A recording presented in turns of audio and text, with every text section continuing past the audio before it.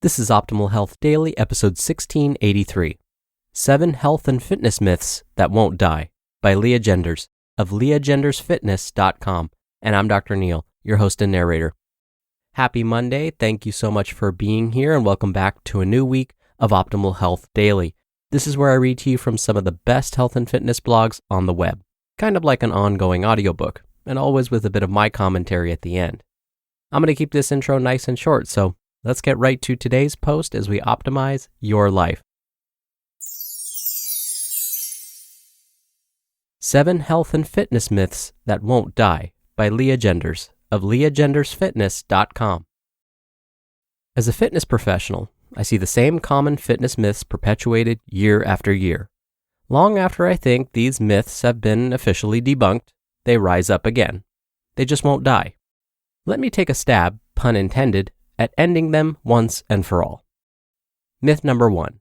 Carbs make you fat, or any other one thing. Truth. Carbohydrates themselves do not cause weight gain. When you overconsume any food, it can lead to weight gain. Carbs don't make you fat. Dietary fats don't make you fat. When you consume more calories than your body needs, it gets stored as fat. Everyone is a little different, but in general, most people can be successful by consuming a wide variety of whole foods from nature, enjoying treats in moderation, and keeping an eye on calorie intake versus activity output to avoid fat gain. Myth number 2. Lifting weights will make women bulk up like a man. Truth. Those quote-unquote bulky ladies that you see on the fitness stage and in magazines worked very hard to look exactly that way. It didn't happen by accident. They trained specifically for that look over a long period of time. They may have taken steroids. It takes dedicated effort to put on muscle.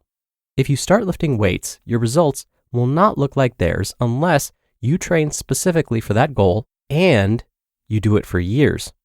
Pick up the dumbbells or the barbell. You'll develop lean muscle, which will help shape your body.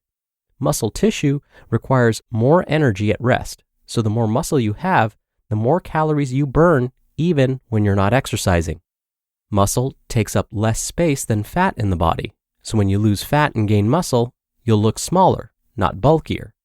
Ladies with lean muscle look slimmer, fitter, and can beat their friends in arm wrestling competitions. Just kidding about that last one. Myth number 3. Running is bad for your knees. Truth. My favorite myth I love to hate. Too much of anything is usually bad. That's why it's called too much. Too much running without adequate strength in the hips can lead to knee pain. If you listen to your body, do some runner-specific strength training, get adequate rest and recovery, be patient with mileage and intensity, and listen to your favorite coach, that's me in case you're wondering, then running is not bad for your knees. Bad training is bad for your knees. You can't blame bad training on running as a whole. Myth number 4. You can spot reduce fat. Truth. I know we would all love to believe that we can do 1,000 crunches a day to achieve a flat stomach or buy the Thigh Master for lean legs, but it's simply not true. You cannot spot reduce fat.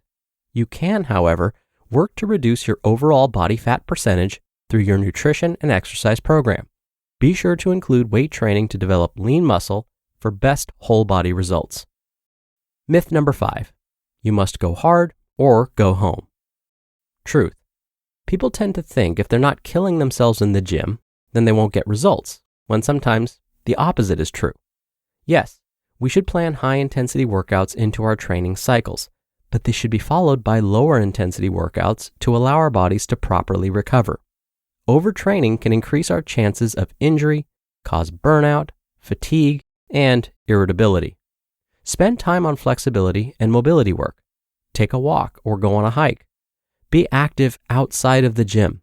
High-intensity workouts, properly programmed, are great. Just keep in mind, there is much more to a well-rounded fitness routine.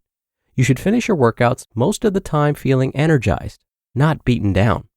It's the all-or-nothing thinking that gets us in trouble. Myth number 6. You need supplements to get results. Truth.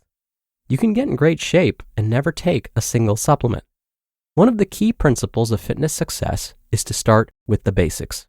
Before thinking about supplements, get your basic nutrition, exercise, and healthy lifestyle habits in check. If you're sleeping 5 hours a night, working out inconsistently, and binge eating or drinking on the weekends, there are more important things to tackle first. Supplements may, or may not honestly, give you an edge after you're already doing everything else right. They won't help you if you're not already consistent with your healthy habits. Save your money. A protein powder supplement can be helpful when whole food protein is not available or convenient, but it's not a necessity. And myth number 7, if it's organic, it's healthy. Truth. If you choose to buy organic fruits and vegetables, then there is no question that's a healthy choice. However, just because a packaged food boasts the word organic doesn't necessarily mean that it's a healthy option. Case in point, organic Doritos. Organic processed foods are still junk foods.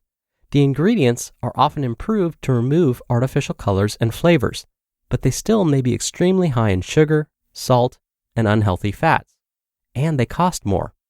I am pretty skeptical of any packaged food labeled as organic. Portion control and moderation are key when consuming organic chips, cookies, and pizza, just like when you consume the non-organic versions. Don't assume because it's labeled as organic that it's a health food. If it comes in a package, it's probably not. Did I miss anything?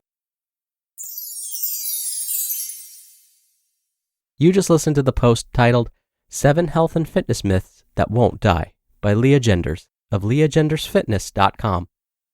Right now, hiring is challenging. It's time for a hiring partner that can help you rise to the challenge. That's Indeed. Indeed partners with you on every step of the hiring process. Find great talent through time-saving tools like Indeed Instant Match, assessments, and virtual interviews.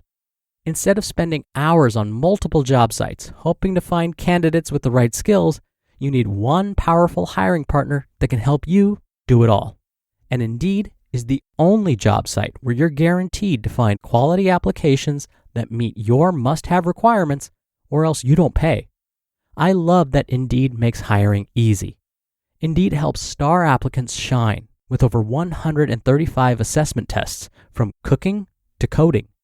Start hiring right now with a $75 sponsored job credit to upgrade your job post at Indeed.com/health.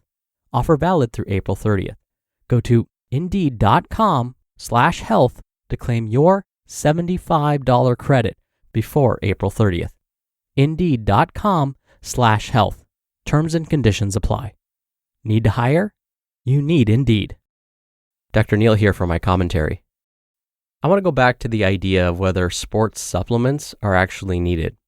Registered dietitian Nancy Clark is a representative of the American College of Sports Medicine, and she was asked about whether supplements are a good idea for not just most folks, but athletes.